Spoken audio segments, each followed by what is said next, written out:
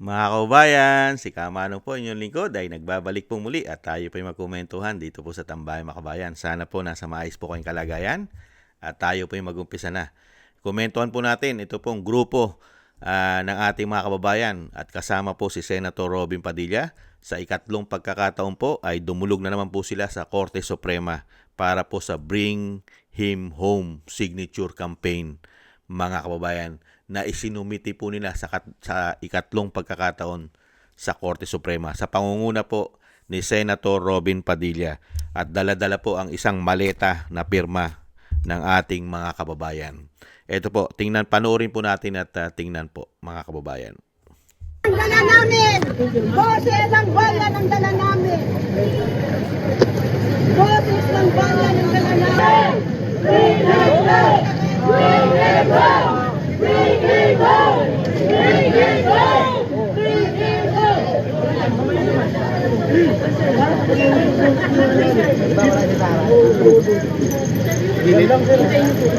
home! Bring him home! Bring him home! Bring him home! Bring him home! Bring him home! Sino tayo? Yes. Ay, sige, picture muna kayo doon. Dalawa lang po.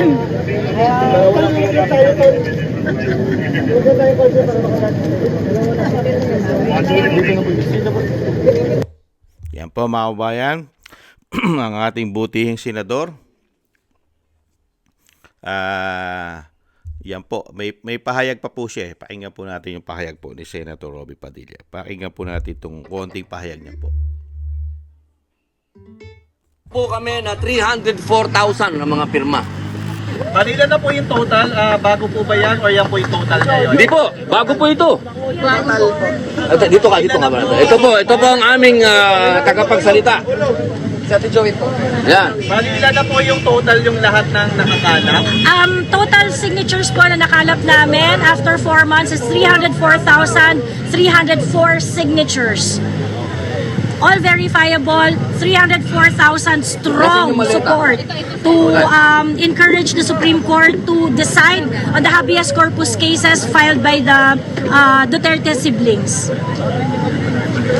Ilang signature campaign na po yung inaasahan na kapasok? May mga dumarating pa, marami pang mga dumarating. So basically, itong mga na-prepare namin ngayon, ito yung mga napaghandaan namin na mga signatures na isasubmit namin. Marami pang mga dumarating. Sa darating na mga araw, pag nalipol namin ito, mag-schedule kami ng susunod na submission. Pero sa ngayon, wala pa pong date. Third time, panawagan ba kayo sa Supreme Court? Yes! 304,000 is 304,000. And these people came to us nang walang kapalit, walang ayuda, wala kaming maibibigay. Lahat sila lumapit at umaasa, nakikilos na ang Korte Suprema para ipaglaban ng ating soberanya. We know your full name. Ito po yung maleta. Mabigat talaga. Yan na yung maleta ng pirma, Hindi po pera to, ha? Boses ng bayan! Boses ng bayan! Ano po ang complete name po nila? Joey Cruz po. Joey Cruz. Joey Cruz, anong organisasyon? Wala po kaming organization. All of us are volunteer here. All are pitching in para po sa movement.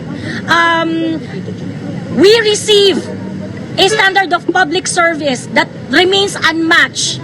And we believe as an ordinary Filipino, we believe that this is the standard that every Filipino should not should not forget and not accept any standard less than what was set by PRRD.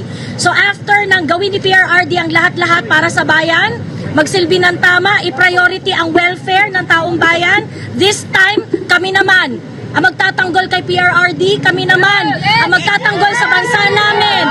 Boses namin, walang iba. Boses ng taong bayan. At katuwang namin ang ilang mga leader na meron talagang pusong makamasa.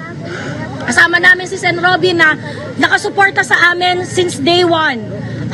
This is our movement of everyone na naniniwala na dapat itama na ang maling nangyayari sa bansa. At ano po ha, hindi pa po itong marami pa pong dadating na pirma, hindi pa po natatapos ha. The first two submission, they acknowledged the submissions. The first two, we were informed that they are checking on it. Wala pa kaming na-receive na kahit anong order or communication in writing except for the acknowledgement.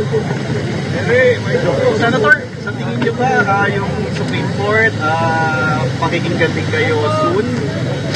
Dapat po. Opo, yan naman po nakasaad sa batas yan. Lahat po ng pinafile dyan, dapat po nilang bigyan ng panghusga. Hindi naman po kayo natatagalan sa pagdedesisyon ng Supreme Court. Kaya po tayo gumagawa ng ganito para po makapag-desisyon sila. Tama. Maraming salamat po. Maraming salamat po. Ako na ma'am. Ito po mga tambay, totoo po yun, hindi po ba? Kasi sa sobrang tagal na po, ang taong bayan po ay inip na. Napakatagal na po ang desisyon na iniintay po natin at ng sambayan ng Pilipino sa desisyon po ng Korte Suprema sa pagtatanggol sa ating soberenya, sa ginawa po nila sa dating Pangulo, dahil mismo ang pamilya Duterte ay nagpetisyon. Tama ba ang ginawa ng pamahalaan na isuko mo ang isang Pilipino, isang dating Pangulo na hindi man lang nakakuha ng due process at kidnapping pa ang ginawa dito, ni hindi man lang dinala sa korte ng ating bansa at binastos pa ang ating soberenya dahil unang-una, Pilipino pa, Pilipinas pa, eroplano pa ng Pilipinas ang naghatid sa isang ICC na wala na pong saklaw sa ating bansa. Hindi na po tayo nasasakop ng ICC. Kaya po, napakaganda po na ginagawa po na sa pangunguna po nila Senator Robin Padilla. At siyempre po, ito po sa grupo nila Joey, mga tambay, ay nagpapasalamat po tayo sa ating mga kababayan, lalong-lalo po sa mga pumirma na mahigit 300,000 po ang laman o sinasabing sinumite nila sa Korte Suprema sa ikatlong pagkakataon, mga kababayan. At sana po ay dinggin na po ng Korte Suprema ang petisyon po ng pamilya Duterte at ng sambayanang Pilipino. Marami pa po yan. Mayroon pa tayong mga kababayan, mga OFW. At yan po ay walang ayuda. Wala pong puwersahan yan. Kusang loob. Dahil nakita po ng mga Pilipino, katulad po ni Kamanong, ang magandang ginawa ni dating Pangulong Duterte na isang damukal, napakarami, isang damukal na ginawa at pagbabago sa ating bansa. Hindi po ba? Ikumpara mo sa panahon ngayon, ano po ang pinagagawa ng pamahalaan ngayon sa ating bansa? Kayo na po ang makakasagot nun, mga kababayan, kung ano po ang pinagagawa sa atin mag-4 na taon na. Hindi po ba? At lalong-lalo na kung ano ginawa nila kay dating Pangulong Duterte. Alam nyo na po ang sagot dyan, lalong-lalo sa mga matitinong mga Pilipino na hindi po nabigyan ng ayuda, hindi nasuhulan, hindi nadilibiran ng baleta. Hindi po ba? Yan pong grupo nila Senator Robin Padilla at nila Joey at ng mga Pilipinong pumirma, wala pong maleta yan. Wala po yan sa Makati. May isang building, 3 palapag, at mga mainstream media na bibigyan daw po regular ng maleta at mga envelope at bag pa. Hindi ganyan ang mga supporters ng dating Pangulong Duterte at ng Vice President Sara Duterte. At tayo po ay nagpapasalamat, mga kababayan, sa mga pumirma. Uulitin po natin ang ating taus-pusong pagpapasalamat. Maraming salamat po sa inyo, mga kababayan, at kay Senator Robin Padilla. At siyempre po, ang dasal po natin, magkaisa po tayo. Ang dasal po natin ay gumising na po at madali na po. Napakatagal na po. Excuse me po. 1 taon na po mahigit. 1 taon na po mahigit na hindi pa po inaaksyonan ng Korte Suprema. Sana po gumising na po ang ating Korte Suprema aksyonan nyo na po ang petisyon ng taong bayan at ng pamilya Duterte nang makabalik na po sa bansa ang dating Pangulong Duterte. Huwag na po kayo, kung natatakot man kayo di umano sa pamahalaan, tumayo po kayo.